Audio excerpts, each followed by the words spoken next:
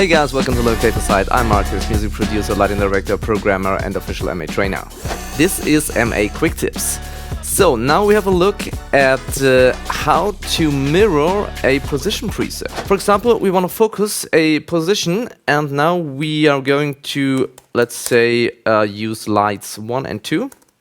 Then we start them, give them a color which we want, give them a focus which we want.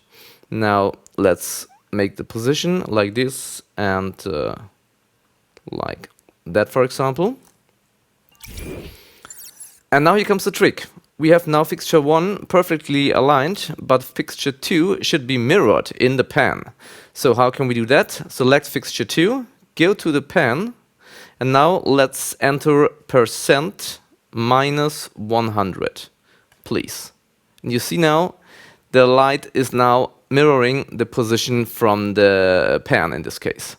So you can also create a macro for that. So I have a macro for this for pan and for tilt to make a very fast focusing on the road. Thanks for watching. See you next time. Bye bye.